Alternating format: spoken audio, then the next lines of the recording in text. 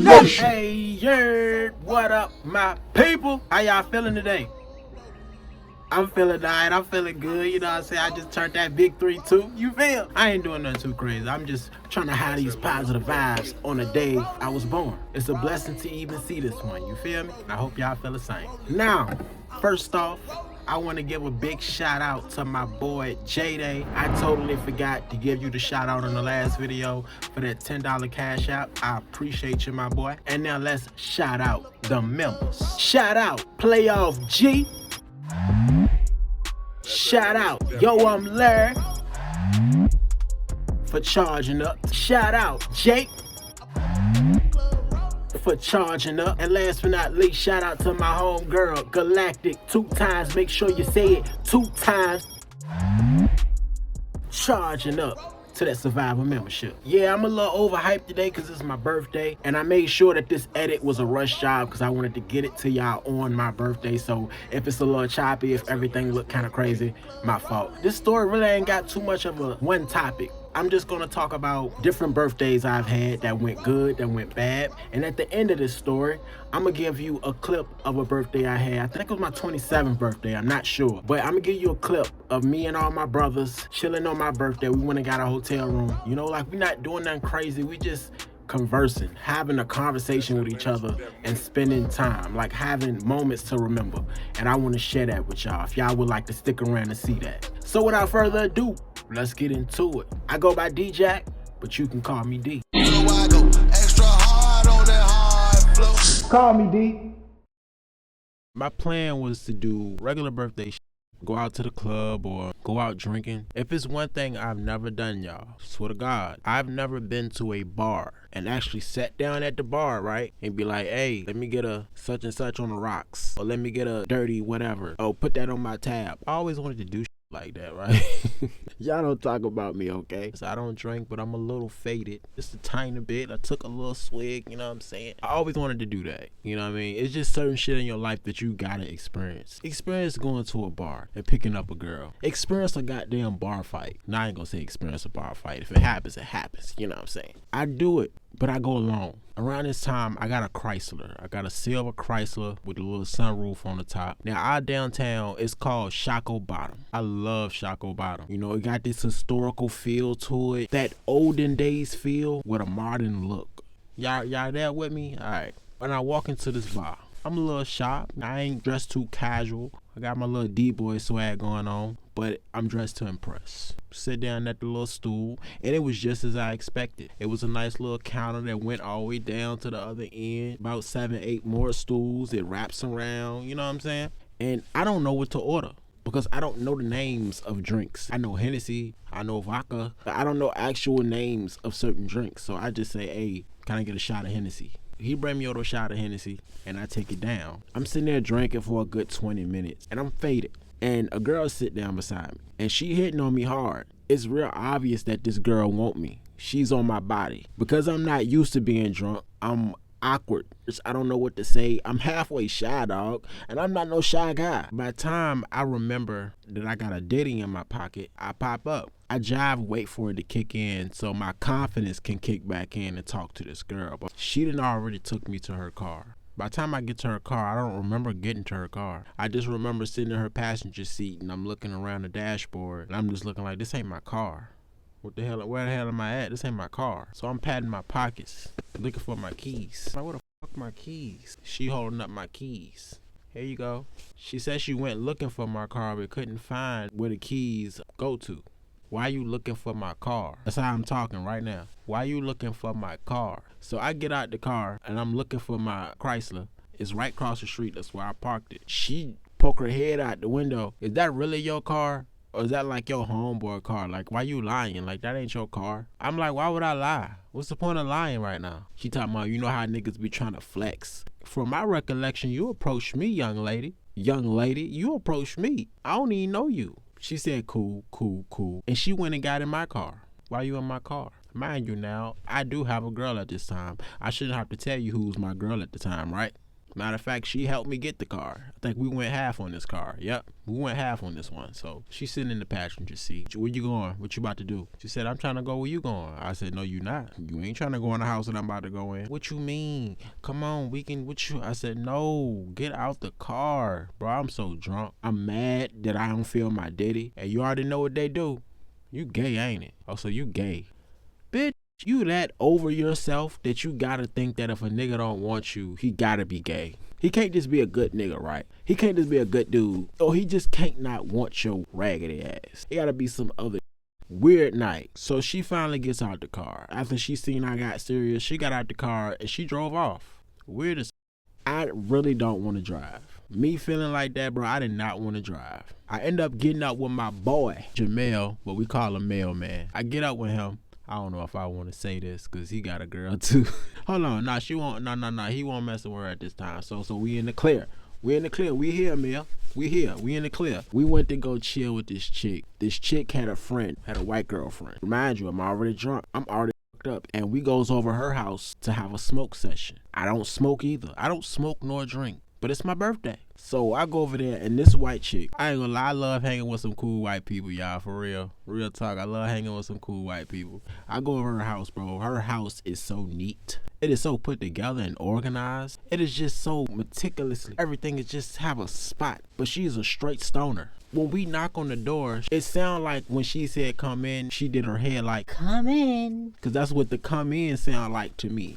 Dead serious. She is just so nicely sitting in Indian position, Indian style. She's sitting Indian style on her couch with a bong. She does not roll up. She does not use Dutchess. She don't use cigarellos. She don't roll papers. She ain't whiz. Bongs only. Sticks, whatever, pipes. She don't wrap shit up. She get the weed, light, and go. And for some reason, all weed makes me feel sluggish. It always made me feel like I wanted to pass out. But her weed tasted pure. It felt pure. It wasn't a crazy high to where I couldn't handle it. It was like a comfortable joint where it's like, yeah, nigga, I can function. And if I felt like that every time I smoke weed, I'd be a stoner too.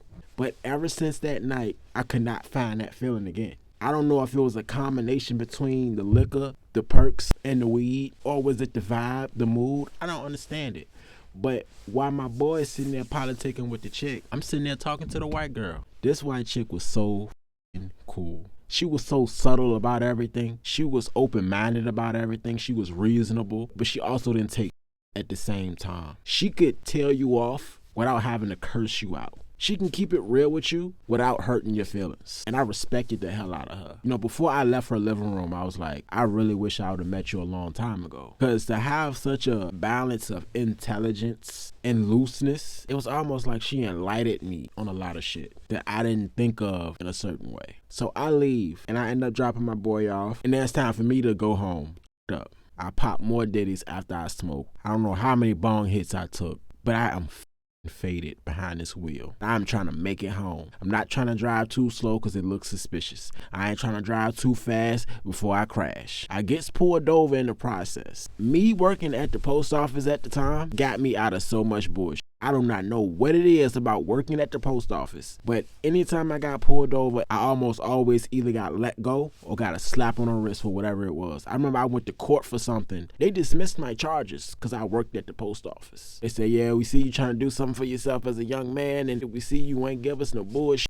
He ain't say that, but basically in a nutshell, that's what he was saying. I don't know what it was for. I think it was speeding, but he gave me a slap on the wrist and he let me go. He could clearly tell I was high. I know he could smell it. There's no way I can be normal right now. I'm trying to be normal, but I know I am up. At this time, I also had my license. I had insurance on my car. I had a credible job. All my tags on my car was straight. My inspection was good. Everything is up to date. I just looked at like a regular citizen trying to make it home from a nice night out on the town. So I get home. She's at the door. She got a plate in her hand waiting for me with my favorite food on it. Sweet potatoes, collard greens, chicken, macaroni. Oh my God. Crushed the plate. And she had a whole other night planned. I was too up. I said, you're gonna have to do all the work. She did all the work. Now, I just wanted to give y'all a good birthday. Now, I'm gonna give you a bad one. So like I said in the last video, that one ended on a good note. That birthday, I think I had to been 24, 25, you know, going out on my own. This birthday, I think I'm 16, 15, 16 or so. So this is how it started. Me and my homie, we dated these two girls who was best friends. They lived 3 blocks away from my homie crib. They stayed on 34th Street. My homie, he stayed on 37th Street, and I stayed on 39th. Now me, I'm dating this tall, big head, light-skinned baddie named Kia. My homeboy, he dating this short brown-skinned chick named Cherry. This block that they lived on 34th, you can say it was a famous block in my city, in the south side. You know, famous for the regular hood shenanigans, hustling, murders, big-ass block parties, you know, all the bad, negative-ish. It is what it is. But as of today, it's a lot more calm. And at the time, it was a lot more calm. You know, the occasional video shoot, fight, small party. Wasn't too much going on. It was enough going on to say, hey, watch your shit around here, but not a lot to where you can lose your head if you wasn't from around here. We meet these girls by me knowing the dude, Duran, who stayed across the street from them. Now, y'all remember Duran? Duran, from my last story I dropped, almost jacked with his own gun. It was really a BB gun. I meet them knowing him. I always knew them across the street, but I never really approached them, never really had the heart to. But as I got older, I grew into myself a little bit more. So long story short, I would end up making Kia my girlfriend. My homeboy made her friend Cherry his girlfriend. Now, we also had other girlfriends at the time, me and him. And these other set of girls was friends also. Now, we gonna circle back to that. And they stayed a couple blocks away on 38th Street. Our first girlfriend group is on 38th, and our second girlfriend group is on 34th. All right, y'all with me? Cool. And I'm not gonna lie, I definitely felt like she was out of my league. And I don't too much remember the ages. I know I said 15, 16, but I do remember it was around the time that the schools banned all snowman shirts from Young Jeezy and all white t-shirts. The only rapper to have us all little dudes running around with snowmans on in the middle of the summer. So my bro, what up, Corey? Big brother. He had a job at McDonald's while he was still in school. So he was fresh all the time, 24/7. Only time I got clothes is when my dad or some other adult bought me clothes. Or if my brother bought me clothes. You know, my brother had bought me a cell phone. My brother kept my cell phone on at the time. I love you, bro. For real talk, nigga. I love your ass. That man was 17, 18, going to school and work, paying my phone bill and his phone bill, getting him fresh and me fresh. Man, that's a fucking brother for you, nigga. I ain't like his ass too tough, but I love that nigga. Shit. But anyway, my brother, he had a closet full of these shirts, full of these snowman shirts, dog. But the one shirt that was more fire than anything, it was a white long sleeve with a big gold snowman on the front. It was glistening in gold with glitter and everything. And me, I begged, and I begged my big brother to wear this shirt, but he would not budge. That was the one shirt he would not let me wear. He would let me wear any other shirt in his closet, bruh. But that one, I couldn't wear. Number one, I wasn't good with white. I always messed up anything white. I don't care how old I am. I'm messing it up. I wanted to go out with my girlfriend that day. You know, I had planned a whole day for her. And thinking back, I was a little bit romantic. You know what I'm saying? You feel me? I was on some little lover boy type shit. But like I was saying, he won't trying to budge off the shirt. So I did like any other little brother would do. I snuck in his damn room, snatched his shirt while he was at work. And I'm going to tell you about that conversation when he got off work. We go get there. Now, I go tell my dad what I'm trying to do. My superhero of a dad say he is willing to chauffeur us the whole day. You know, at the time, my dad, he had his own color for all his cars. Any car he got, he would paint it this goldish, reddish, candy paint color, like a goldish orange and red. I don't know what colors he put together to get this color, but he would not tell nobody what his formula was. And it was always a Cadillac. Whether it was a car or a truck, it was a goddamn Cadillac with some rims on it. 22s, 23s, 24s. He had all three. I pull up in this caddy with that big shit on. She comes to the door, dressed to impress, but then her dad cuts in. Hey, how you doing? Like real subtle, real respectful, introduced himself. He looked out at the curb, he see the caddy. Oh, this what y'all riding in? I'm like, yeah, that's my dad. He gonna chauffeur us around. Chauffeur? Hey, babe. Hey, come look what he about to take my daughter out in. My daughter, not our. You could tell he felt some type of way. Damn daughter about to walk out that door in that caddy. So not just his wife comes to the door, her mother, and her little sister comes walking in too.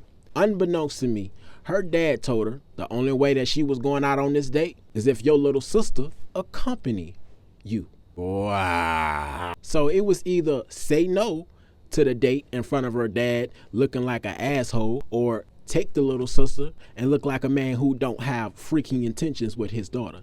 Now, I didn't. Even if I did, my dad is chauffeuring us. He is not going to let me take this chick nowhere and smash her. My dad won't the type. That won't going down with him around. But I also do think that was kind of smart. Her dad made one play, and found out what type of guy I was right there in the moment. That shit was smart. I think I'm going to use that by the time my daughter get that age, for real. I say yes. We get in the back seat, and my dad and his cousin in the front seat chilling. I guess he brung Big Cuzzo along, so while we in our stores or restaurants, he can just pass the time chilling with Cuzzo. We drive off, and the first place we go to, Putt Putt. Now, I just did a story about Putt Putt. Y'all should know what Putt Putt is by now, so we can bypass all that. And her sister running around playing games, and we having a good time and whatnot. Like I said on the last story, we do not play golf at all. We sit at the table, eat pizza. She get a couple of her tickets, get a little teddy bear, and we out of there. The second place we go to is like this little barbecue restaurant, not really knowing she didn't like barbecue, bro. I didn't pay enough attention to this girl to even know that she doesn't like barbecue. If you heard any early Playboy stories, I was dealing with so many other women that I couldn't keep up. Literally, I had to write down certain things about girls to remember so I wouldn't get my wires crossed with them. Yes, I was a horrible guy. We just sitting at the table while I'm crushing, her little sister crushing, but she just sitting there looking like she's not really having a good time. And it was messing with me. I basically felt like I botched half this day. So the last place that we planned to go to was the movies. And you may be thinking, this is your birthday. Why does it seem like you showing this girl all this love on your birthday? Shouldn't she be showing you this love on your birthday? But my dad, he was funding the whole thing. So I had an unlimited spending tab. And my dad said, no matter where you want to go, what you want to do, what you want to buy, I got you. So that was basically my birthday present from him. And I used that present to spend it on her or trick off on her. I guess you can't really call it that, because I was really just trying to show her a good time and impress her, because I already felt like she's out of my league. Let me do something to make myself seem better than the others. And I used my birthday gift to... Anyway, we get to the movies and things pick up a little bit better now. We get a little closer. Her little sister, she's so engulfed into the movie, she ain't paying attention to us at all. You know, it was a lot more touchy-feely type shit going on. She was a lot more expressive, a lot more open and talkative. The only good time she had was in the middle of this movie. On the way out, we holding on to each other, we laughing. We're a lot more closer now. You know, even when I got back in the car, my dad texted me and said, hey, what changed? Because he could tell the dynamic between us was kind of salty. Matter of fact, now that I think about it, she probably was feeling like that because her damn little sister was there. Why didn't I think about that? Her damn little sister there, she wanted... Of course, that's what it was. So now we on our way back to drop her off, and she opened the door. She came in to give me a kiss. And man, this girl was so gorgeous, but the smell that came from the kiss was just... threw me off. I ain't gonna lie. For a face to be this fine, and for that to come out of the face, it threw me the fuck off. But it didn't kill it for me. You know, that could be fixed. It could have been something she recently ate. It could have been anything. The gum she was eating. Anything. So I let it go. Gave her a French kiss and all. It was hard to do, but I did it. Now, mind you now, it's still daytime when we come back from the movies. We did all this shit super early. We went to Putt Putt around 11:30. We got to the barbecue place around 1 o'clock, 1:30. We got to the movies around 2:30, 3 o'clock. So by the time we get back, it's still the middle of the day. I still got half my birthday to spend. I'ma say an hour later, she called me telling me the guy next door keep on messing with her like he's been doing. This has been happening for weeks coming up to this day. Like he's been doing this. Keep touching up her dress. Keep on following her home. And I knew who she was talking about. It was this dirty nigga named Dante from New York. No disrespect in New York, but I swear, man, it's like he threw New York into everything he did. He made it seem as if because he was from New York, he was the king of everything in Richmond. He can fight better than you, cause he from New York. He can dress better than you, cause he from New York. He fuck more hoes than you, cause he from New York. And I'm not gonna lie, a lot of New York guys had that presence about themselves. You know, when they came down here to Richmond, Virginia, good old historical RVA, because New York was so much faster than down south. They felt that we couldn't keep up with how style was or certain lingos or just the guys I met. I'm not gonna say all y'all, because I have met some guys, some cool people from New York that didn't feel that way. Like my homie Tay, my dog from Harlem. I fuck with him. He a cool dude, cool slick ass dude, and he never disrespected the lay of the land. Like he was a real respectful guy. Shout out to you, my dog. So after hearing this, I get off the phone and I go get dressed. I put on that all black attire, bandana on my head, really thinking I'm a hot boy for real. I was bandanaed up every other day. If I wasn't going to school or doing something important, I had a bandana on, whether it was on my head, my wrist, or my jeans. And my cousin, he had just came in from Norfolk that day. So he said, fuck it. He walked down the block with me. I just so happened to see my homie walking past, Shaquan. He asked me, hey, where you going? I told him 34th. That's where both of our girls live at. All in all, it's me, my big brother Corey, my cousin Brandon, and my homeboy Shaquan, aka Shake Man. Now as soon as we bend the corner on that block, first thing Dante say, oh, so we banking now? Now if y'all don't remember RVA, banking means jumping. Thou shalt packeth out. And we say, look, ain't none of that going down. We gonna do a fair one, head up, let's do it. So we square up, not even 30 seconds into getting on the block. And suffice to say that he landed a lot more hits. It was the last blow that I gave him that kind of swayed towards me winning the fight. I slammed him on a pile of bricks without knowing it was a pile of bricks. It fucked him up. He was stagnated for a minute. Gave him a good few to the face, but he won't down and out just yet. He got right back up, throwing them bitches. Not gonna lie. The man was taller than me, had more reach than me, and he definitely had more experience than me. He was ducking and dodging and blocking shit that I wasn't even doing yet. All I knew was throw your hands, block here and there, and throw your hands. That's all I knew.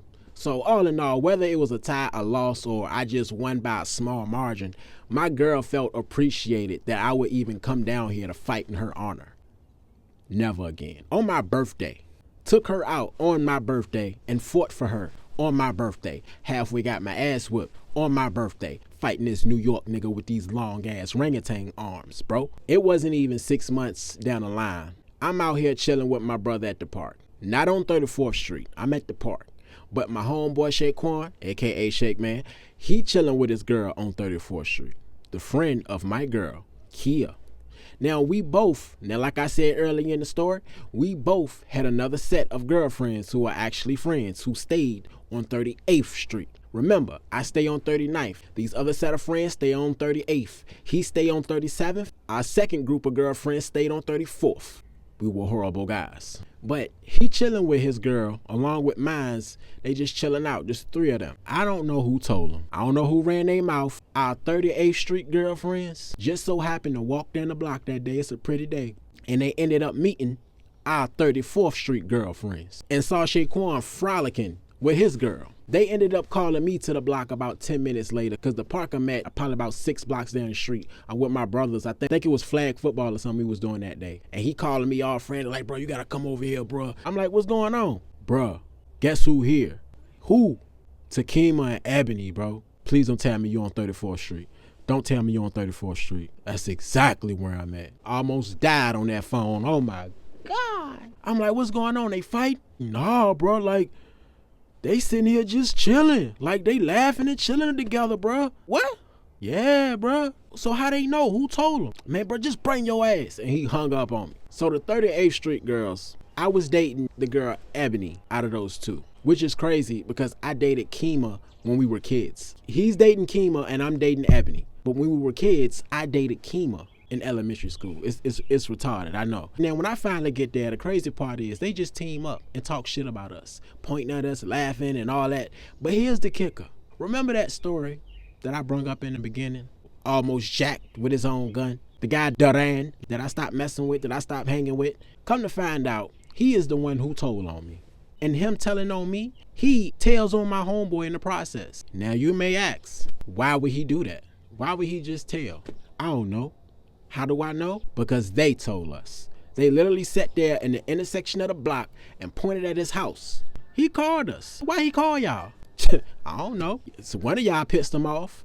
Had to be me, because Shaquan ain't really know him like that. Had to be me. We do knock on his door, and we knock, and he won't come outside, which understandably, like I probably wouldn't come outside, but me today, as I'm thinking about this, me, myself, as in right now, as I speak. Back then, I saw it as a violation.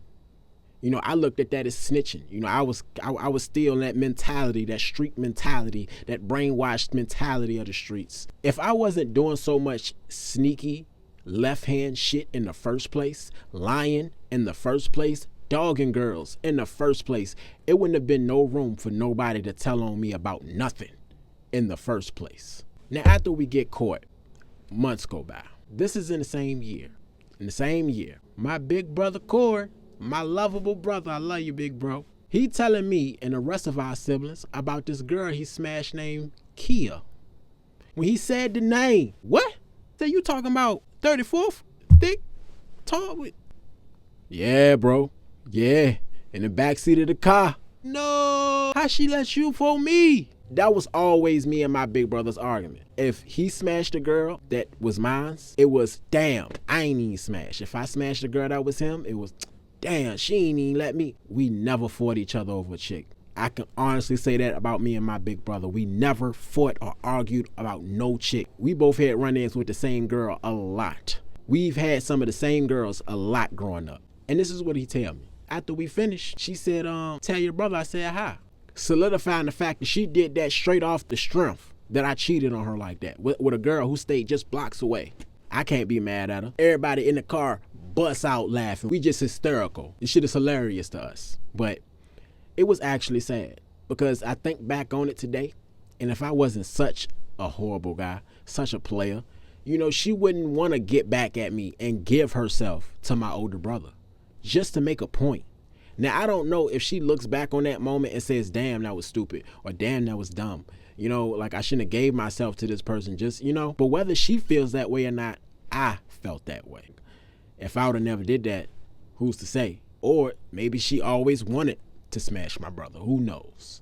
But we can only check ourselves in moments like this. The message I want to leave for y'all today, man, is this. You know, it's damn near impossible to tell anyone half my age or younger to cherish every single relationship or friendship that you come across while you evolve yourself through this beautiful hell that we call life. But if you shall listen to my words, let me tell you this. You can replace shirts, movies, a friend, even a girlfriend, but you can't replace people. The person who was the girlfriend or the friend. Even if it's for the moment, you can learn something from each and every single person that you come across through your whole life, whether it be good or bad things that you learn, because you're gonna want to learn both sides of the field, because nobody is exactly the same. Try gaining something from them. Sometimes when I'm walking around or just riding on the bus, like I'll be looking at people and I just wonder who they are, what their childhood was like, or if their family is loving or divided. Like, I really be thinking stuff like this. But just remember, you can replace a boatload of shit in this world, but you cannot replace people. But that's all I got.